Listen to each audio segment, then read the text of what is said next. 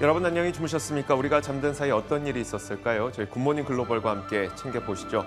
자, 미국 증시가 우리 쉬는 동안 2거래일 연속 하락했습니다. 지난 금요일에는 타이트한 고용 시장이 계속된다는 것이 확인되면서 급락을 했고요. 지난 밤 사이에는 반도체 섹터의 이 주도 아래 시장이 전체적으로 하락하는 모습을 보여줬었는데, 자, 우리가 쉬는 동안 미국이 중국 반도체에 대한 수출 통제 조치를 취했고, 자, 이 때문에 미국 증시가 하락할 것은 어느 정도 예견이 되어 있었거든요. 그런데 이런 가운데 이날 발표됐던 PC 출하량을 보니까 3개 분기 연속 PC의 수요도 역성장하고 있는 것으로 확인됐습니다. 쉽게 말하자면 반도체 공급망 문제 아직 다 풀린 건 아닌데 여기에다가 수요도 감소하고 있고 수출 통제 조치까지 있다 보니까 이런 것들이 굉장히 크게 시장에서는 악재로 작용을 했던 것 같습니다. 자, 이런 가운데 이번 주에는 소비자 물가 지표, CPI 지표와 그리고 소매 판매, 그리고 본격적인 어닝 시즌 이런 것들이 예정되어 있죠. 아무래도 이번 주에도 험난한 좀 가시밭길이 예상되고 있습니다. 자, 그렇다면 지난밤 사이에 어떤 일들이 있었는지 자세하게 살펴보겠습니다. 마감 시황은 최서영 캐스터가 정리해드립니다. 현지 시간 10월 10일 월요일장 마감 상황 전해드리겠습니다. 미국의 콜럼버스 데이 공휴일이라서 뉴욕 채권 시장은 휴장했었는데요. 오는 13일에 나오는 9월 CPI를 앞두고 인플레이션과 경기 침체 우려에 증시는 하락세를 보였습니다. 나스닥은 1% 가까이 하락하면서 2년 만에 최저치를 기록했습니다. 시장 움직였던 주요 이슈들 자세하게 짚어보겠습니다. 지난 금요일 주요 지수가 일제히 크게 하락했었죠. 나스닥은 거의 4% 가까이 하락했는데요. 고용시장이 탄탄하다는 점이 확인이 되면서 미 연준의 긴축 정책이 느슨해지지 않을 것이란 전망 때문이었습니다. 9월 비농업 고용은 전월보다 적고 예상치를 하회했지만 실업률이 3.5%로 전월보다 더 떨어지면서 고용시장이 여전히 강하다는 것을 시사했는데요. 이 때문에 연준의 피벗 기대감이 한풀 꺾였고 시장에 대한 불확실성이 다시금 커졌습니다. 이제 시장은 이번 주에 나오는 미국의 9월 소비자 물가 지수에 주목하고 있습니다.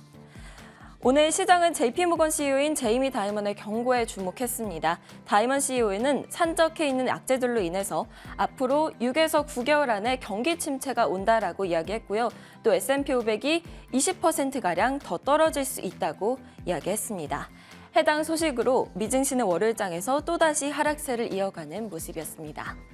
이번에 섹터 종목별 흐름 확인해 보겠습니다. 11개 섹터 중 7개 섹터가 하락했습니다. 에너지 섹터가 2% 가까이 하락했고요. 기술주들은 1%가량 하락했습니다. 기술주들 중에서 특히나 반도체 관련주들의 흐름이 좋지 못했는데요. 필라델피아 반도체 지수는 약 3.5% 하락했습니다. 종목별로도 자세히 확인해 보겠습니다. 먼저 포드와 제너럴모터스 소식부터 보겠습니다.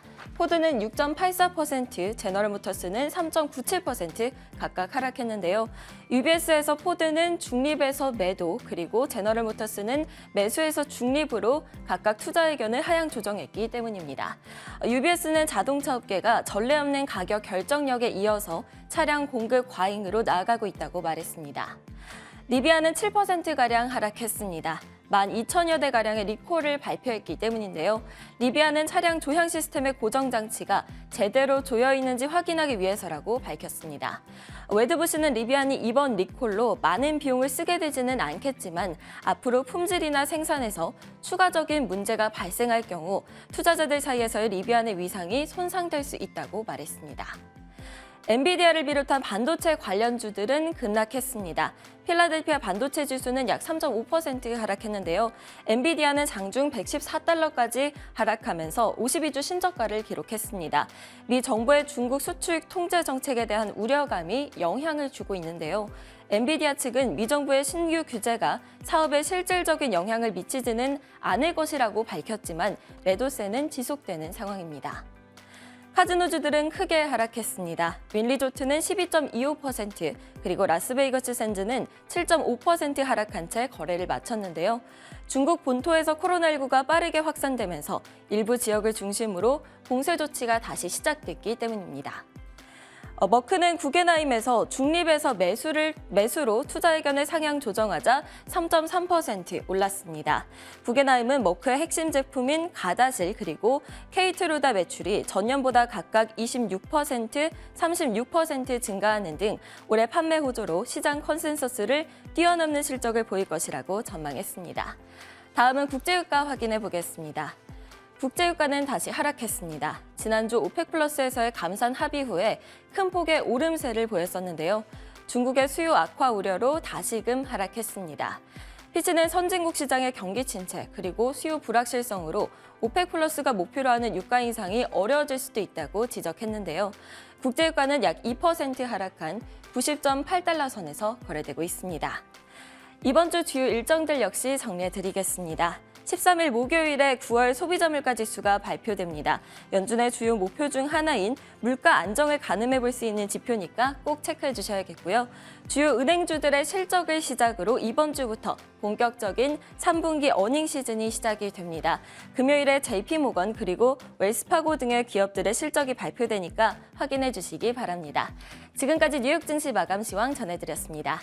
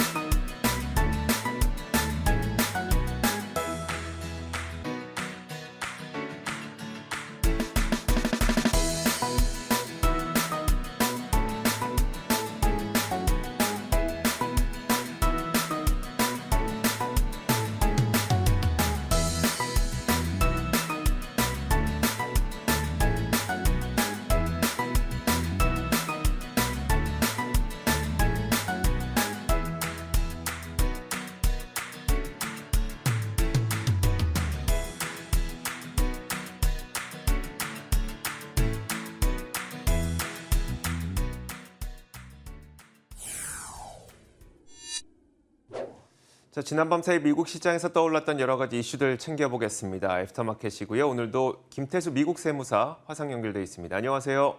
네, 안녕하세요. 자, 오늘은 어떤 일들이 있었는지 우리가 쉬는 동안 있었던 몇 가지 일들 키워드와 함께 살펴보겠습니다. 첫 번째 키워드는 바로 이겁니다. 불확실한 실적인데요. 아무래도 이번 주부터 본격적인 실적 시즌이 시작되다 보니까 실적이 과연 어떻게 나올 것이냐에 대해서도 불안감들 참 많거든요. 어떤 내용일까요? 네, 최근에 우리가 페덱스라든가 포드, 나이키, 엔비디아 이런 회사들을 통해 가지고 실적이 그다지 좋지 않을 것이다. 예측 가이던스를 줄이거나 아예 제공하지 않는 이런 모습들을 보면서 3분기 실적에 대한 우려가 사실 좀 커지고 있는 상황이었습니다. 근데 여기에다가 골드만삭스와 모건스탠리에서 재고 증가 그리고 강달러 현상 이런 것들이 추가적으로 더 우려를 크게 하고 있다. 그렇게 지금 내놨는데 모건스탠리에서는 이제 재고가 소매 파트하고 IT 하드웨어 분야에서 특히 심각하게 나타날 것이다. 이러면서 이제 지속적으로 이익 성장을 둔화시킬 것이다라고 얘기를 했는데 재고 처리를 위한 인건비 같은 직접적인 현금이 나가는 이런 부분들에 대한 부담이 현금 흐름에도 부담을 주면서 일부 기업들은 손실도 기록할 수 있다. 이렇게까지 전망을 내놨습니다. 그래서 그런 부분들이 안전해질 때까지는 약시장이 지속될 것이다라고 전망을 했고 달러 측면에서 이제 골드만삭스에서 강달러 현상이 상당히 골칫거리가 되고 있다. 이제 이런 부분들이 실질적으로 골드만삭스 펀드에서도 지금 국내 주식 다루는 거랑 해외 주식 다루는 게 많이 이제 수익률이 차이가 나고 있다. 이렇게 이제 결과를 내놨는데 애플의 경우에 지난해에 해외에서 매출이 58.1%가 해외 매출입니다. 즉 매출의 절반 이상이 강달러 현상에 의해 가지고 순이익이 강제적으로 축소될 수 있는 그런 현상을 의미하기 때문에 3분기 실적에 있어서 재고 수준과 강달러 현상 우리가 많이 좀 집중해서 지켜봐야 될 것 같습니다. 알겠습니다. 많은 분들이 지적하고 계시는 부분을 또 아주 명쾌하게 말씀을 해주셨는데 자, 그렇다면 가장 가까운 시일 내에 실적을 발표하는 게 또 금융주 아니겠습니까? 그럼 이 금융주들은 실적은 좀 어떻게 될 것 같으세요? 네, 이번 주부터 이제 실적 발표를 시작을 합니다. 그래서 12일부터 이제 FSC를 시작으로 해서 13일 날 대만 반도체라든가 그리고 14일로 넘어가면은 이제 금융주들 JP모건 해가지고 본격적으로 나오는데 이번 주에 발표되는 기업들 한 3가지 정도로 분류를 해볼 수 있습니다. 일반적인 기업들하고 그리고 유통주 그리고 이제 도미노피자 이제 월그린하고 도미노피자를 묶어봤고요. 그리고 나머지 이제 금융주를 묶어봤는데 일반적인 펩시라든가 대만 반도체라든가 델타항공이나 유나이티드 헬스 같은 경우에는 실적이 좋게 나올 것으로 그렇게 기대치가 모아지고 있습니다. 특히 델타항공 같은 경우에는 40% 넘게 증가할 것으로 기대를 하고 있고, 근데 이제 월그린 같은 경우에는 지금 앞서 말씀드렸듯이 소매 쪽에 재고 증가 문제가 있다라고 말씀드렸죠. 지금 오늘 이제 제 그 매출 확대에 대한 기대감이 좀 있으면서 4% 상승하긴 했는데, 그래도 이런 그 소매 관련주들에 대해서는 전반적으로 좀 좋지 않은 그런 전망들이 있고, 도미노 피자도 마이너스 8% 정도 이렇게 음식 관련해서 외식업 관련해가지고 좀 빠지는 경기 침체 국면에도 이런 그 간단한 음식 산업은 좀 증가하는 측면이 있는데 매출이 줄어들어서 이런 부분들이 경기 침체를 좀 더 이렇게 피부로 와닿게 하는 그런 모습인 것 같고요. 그리고 금융주들 같은 경우에는 전반적으로 좋지가 않습니다. 20% 이상의 하락률을 보이고 있는데 블랙락이라든가 JP모건 그리고 웰스파고 모건스탠리 시티그룹 이런 회사들이 이제 실적 발표를 앞두고 있는데 일단 금리가 너무 올라가다 보니까 소매 부분이 좀 부진하고 그리고 전반적으로 주식시장이 하락하면서 투자 부분도 많이 실적이 떨어지는 그런 모습을 보일 것으로 전망되고 있습니다. 알겠습니다. 자, 이렇게 이번 실적 발표에서 실적이 좀 증가할 것으로 예상되는 기업들과 실적이 감소할 것으로 예상되는 기업들까지 정리를 해주셨습니다. 자, 이어서 두 번째 키워드 한번 살펴볼 텐데요. 두 번째 키워드는 바로 이겁니다. 자, 보시면 PC 출하량이라고 하는 건데 지난밤 사이에 IDC의 글로벌 PC 출하량 지표가 발표가 됐습니다.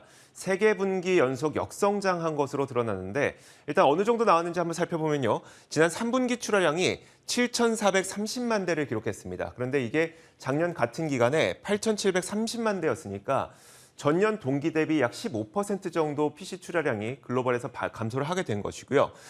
이게 이번에 이렇게 감소하게 된 이유는 단순히 공급망 문제뿐만 아니라 실제로 이제 수요가 계속 줄어들고 있기 때문입니다. 이 문제점에 대해서는 다들 좀 알고 계실 텐데, 자, 그렇다면 기업별로 출하량이 얼마나 줄었는지를 한번 살펴봤습니다. 자, 기업별로 한번 살펴보니까 이런데요.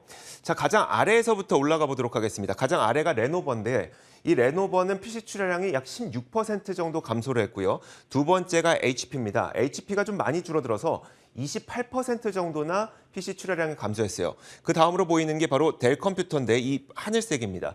델 컴퓨터도 대략 한 21% 정도 PC 출하량이 줄어들었습니다.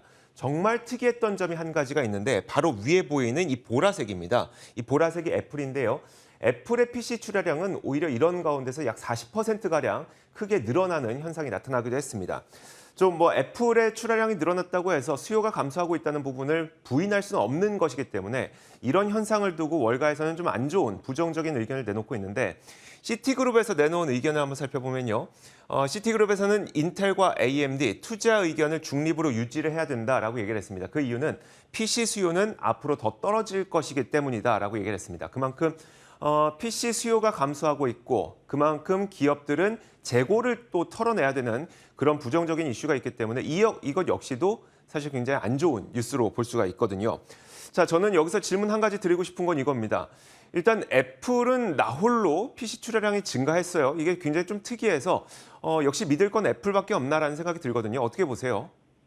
네, 사실 이제 마이크론 테크놀로지가 실적 악화 경고를 이미 수차례 했었죠. 사실 시장에서는 PC 수요에 대한 사이클이 침체 쪽으로 들어가고 있다라는 거는 예상을 하고 있었고요.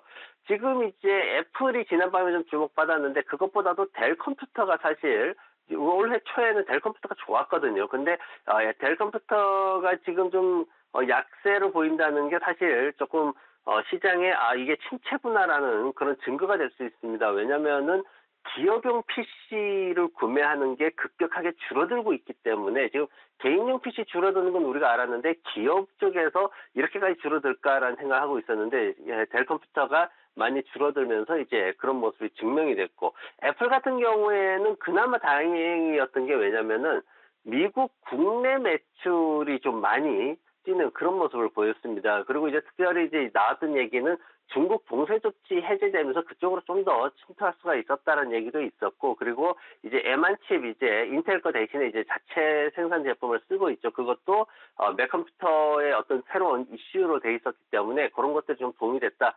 이런 얘기를 할 수 있습니다. 근데 이제 우리가 봐야 될 건 뭐냐면은 그러면은 이 컴퓨터가 애플 주가에 얼마나 영향을 미치느냐 봤는데 전체 매출의 한 10.7% 정도 수준에서 맥PC 매출이 나오고 있습니다. 그래서 주가를 이제 좌우할 만한 그 정도 수준은 아니다라고 보여지고 지금 이제 PC 매출보다는 그래도 2배 가까이 지금 나오고 있는 서비스 쪽 그리고 아이폰 판매는 절반 이상을 차지하기 때문에 그쪽에 집중하는 게 더 유효하다고 보여지고 PC만 봐서는 아직 2023년도까지도 침체로 지금 보고 있기 때문에 아직 가늠하기가 매우 어려운 그런 국면입니다. 알겠습니다. 자, 이렇게 두 번째 키워드까지 봤고요. 이어서 세 번째 키워드 열어보겠습니다. 자, 세 번째 키워드는 바로 이겁니다. 리콜 위험이라면서 리비안의 사진이 보이거든요. 어떤 내용일까요? 예, 리비안 같은 경우에는 이제 R1T라든가 R1S 이런 차량을 제작을 하고 있는데 사실 최근에 리비안 괜찮았어요. 왜냐하면 포드가 가격을 급격하게 올리면서 소비자들이 그냥 리비안 저렴하게 타야지 이런 그 분위기가 좀 형성이 됐었는데 좀 안 좋게 그렇게 형성이 됐습니다. 지금 보면은 이제 스티어링이죠. 차량이 이제 방향 조정하는 거기에 너트가 충분히 조여지지 않았다. 이렇게 해가지고 사실 7대에서 발견이 됐어요. 근데 이제 한 12,000대 이상 이렇게 리콜을 하는 그런 모습을 보였습니다. 아직 이제 이런 것들이 이제 뭐 그렇게 큰 기업에 아직 부담은 되지 않아요. 그러다 보니까 괜찮은데 그래도 리콜이 굉장히 늘어나고 있는 게 좀 문제가 되고는 있습니다. 한국 같은 경우에도 지금 올해 상반기에만 리콜 차량이 10만 대가 넘어요. 전기차들 10만 대 이상이 지금 리콜을 당했는데 테슬라가 4만 대가 넘었죠. 그리고 현대 기아가 5만 대가 넘었고요. 거의 모든 전기차들이 지금 리콜을 경험을 하고 있습니다. 미국 같은 경우에 토요타의 BG4X라는 이 모델이 사실 크게 이슈가 됐었고 또 현대 아이오닉 5 모델이 굉장히 크게 이슈가 되는 그런 모습을 보이기도 했습니다. 테슬라 같은 경우에는 불과 2주 전에 110만 대 리콜 결정을 하기도 했고요. 후진할 때 이게 잘 에러가 난다 그래가지고 했는데 아직까지는 전기차 업체들이 가지고 있는 현금이 크다 보니까 리콜이 발생하더라도 비용에 대한 문제를 그렇게 고려하지 않고 있습니다. 그렇기 때문에 주가 급락세가 장기간 이것 때문에 지속되지는 않는데 그래도 리콜이 커지는 것은 앞으로 부담이 되기 때문에 우리가 좀 더 자세히 관찰을 해야 될 것 같습니다. 알겠습니다. 자, 그런데 이제 리콜 이슈보다도 지난밤 사이에 자동차 업황에서 굉장히 주목받았던 거는 UBS의 리포트였던 것 같거든요. 지금까지는 자동차의 공급 부족 사태였다면 이게 과잉으로 전환되는 패러다임이다라는 이야기가 있어서 이 부분이 더 큰 이슈겠죠? 네, 그래서 경기 침체가 결국은 수요 침체를 가지고 올 것이다. 그러면서 이제 UBS에서 GM에 대해서 중립으로 다운그레이드를 했죠. 그리고 포드 같은 경우에는 북미 지역 마진율 안 좋다 그래가지고 매도로까지 언급을 하고 있습니다. 그리고 테슬라나 리오 이런 회사들도 지금 전체적으로 뭐 매수 의견은 유지를 하더라도 목표가는 다들 낮춰버리는 이런 모습을 보이고 있는데 테슬라 같은 경우에도 지금 보면은 10월 들어가지고 목표가가 25%나 급락을 하는 그런 모습을 보였습니다. 의견을 내고 있는 기관들조차도 절반 수준으로 줄어들어 버리고 매수 의견 내는 기간이 지금 8개밖에 되지는 않습니다. 10월 달 들어가지고 이런 분위기가 굉장히 빠르게 진행이 되고 있다는 게 문제가 되고 있고 전기차 기업들이 올해부터 본격적으로 좀 매출이 발생하는 기업들이 많아요. 그런데 경기 침체라는 게 이제 수요 부진으로 연결이 되면서 이 회사들의 어떤 성장성에 찬물을 끼얹는 이런 상황이 되고 있고 사실 뭐 모든 제품들이 신제품들은 품질에 대한 문제를 항상 초기에 갖고 있습니다. 하지만 전기차 전반에 지금 급격하게 늘어나고 있는 이 리콜 문제, 전기차 산업에 대한 투자 자체에 대해서 좀 강력한 주의가 필요하지 않나 그렇게 보여집니다. 네, 알겠습니다. 자, 이어서 마지막 키워드 한번 보겠습니다. 마지막 키워드는 바로 이겁니다. 경고 일색인데요. 뭐 시장 분위기가 나쁘다 보니까 경고의 목소리도 나올 수 있지만 그것보다도 요즘 금리 인상이 워낙 급격하게 이루어지고 있고 이에 따른 침체가 나타날 가능성에 대해서 많은 월가의 구루들이 경고를 하고 있습니다. 자, 지난밤 사이에도 그 수많은 구루들이 얘기를 했는데 먼저 JP모건의 제이미 다이먼 회장의 이야기를 한번 들어보도록 하겠습니다. 진짜 심각하다는 표현을 썼어요. 그러면서 유럽은 이미 침체에 들어갔고 미국도 앞으로 6에서 9개월 이내에 침체에 빠질 가능성이 있다. 그러니까 2023년에는 미국 경제도 침체에 들어갈 수 있다고 경고를 내렸습니다. 자, 그러면서 이제 기자가 이 부분을 물었는데요. 그러면 시장은 얼마나 더 빠질 것 같습니까? 라고 물어봤더니 현 수준에서 약 20% 정도 추가로 하락할 것 같다고 얘기를 했거든요. 그러면서 지금까지 빠졌던 20%보다는 앞으로 빠지게 될 20%가 훨씬 더 고통스러운 시간이 될 것이다 라는 이야기도 하기도 했습니다. 참고로 그래서 제가 지금 그러면 현재 S&P 500이 3,600선이기 때문에 여기서 20% 추가로 하락하면 어느 정도 선인지 봤더니 2,894선까지 나옵니다. 3,000선도 깨질 수 있다는 경고를 제이미 다이먼 회장이 했다고 보시면 될 것 같고요. 자, 다음으로 억만장자 헤지펀드 투자자인 폴 튜더 존스의 이야기 한번 들어보도록 하겠습니다. 자, 그 역시 이런 비슷한 얘기를 했는데요. 이미 미국 경제가 리세션에 빠져 있거나 아니면 곧 빠질 것으로 보인다는 취지의 발언을 했습니다. 자, 그러면서 만약에 리세션에 빠질 경우에는 이 리세션 기간이 거의 300일 정도 진행이 되고 시장은 추가적으로 10% 정도 추가 하락할 수 있기 때문에 만약에 그렇다면 아직 시장은 바닥을 잡지 못한 것이다라는 의견을 내비친 거거든요. 결국 제이미 다이먼 회장이나 아니면 폴 튜더 존스나 시장은 더 하락할 수 있다는 경고의 목소리를 내고 있는 것으로 보이는데 자, 얼마나 더 떨어져야 시장이 이제 좀 바닥을 찾게 될까요? 월가에서는 어떻게 바라보고 있을까요?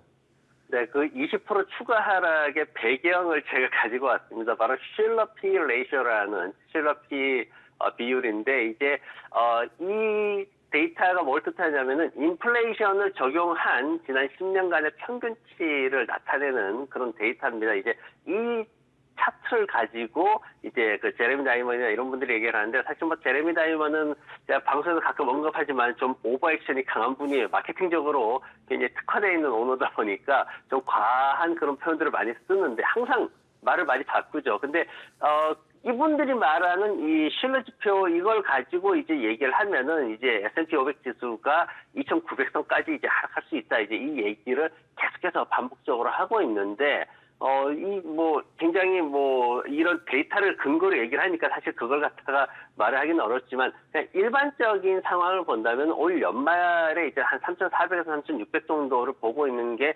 일반적인 수준이고 이제 그 실러피 비율 같이 이제 너무 극단적인 이런 걸 우리가 예상하고 뭐 매매를 하기는 어려우니까요. 그리고 중요한 건 이제 2023년도 내년도에 어떻게 될 건가가 중요한데 근데 다들 이제 침체가 뭐 6개월, 9개월 안에 온다 그러는데 사실 경제가 그렇게 바닥을 치면 주식시장은 지금부터 올라가야지 일반적인 시장 이론이 맞거든요. 그래서 지금 크레딧 스위스 같은 경우에 2023년도에 4,000포인트 회복할 것이다라고 얘기를 하고 있고 근데 이제 좀 시티그룹 같은 경우에는 4,000포인트는 어렵고 3,900 정도까지는 그래도 가지 않겠냐. 이렇게 한 10% 정도 올라갈 것이다. 이렇게 지금 예상을 하고 있습니다. 그래서 전반적으로는 내년에는 그래도 나아지는 장이 올 것이다라고 예상을 하고 있기 때문에 최근에 지난주에 제가 이제 제레미 시걸 교수 그 얘기를 말씀을 드렸죠. 장기 투자자들한테는 굉장히 좋은 매수의 기회다 이런 얘기를 하고 있는데 어쨌든 전체적인 흐름에서 약세장도 다시 강세장으로 변하기 때문에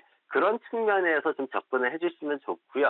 지금 어디까지 떨어질까를 너무 극단적으로 이렇게 하는 거는 좋지 않은 방법인 것 같습니다. 알겠습니다. 자, 이렇게 지난 밤 사이 그리고 우리가 쉬는 동안 어떤 일들이 있었는지 주요 이슈들 체크해봤습니다. 애프터마켓이었고요. 김태수 미국 세무사와 함께 이야기 나눠봤습니다. 고맙습니다. 네, 고맙습니다.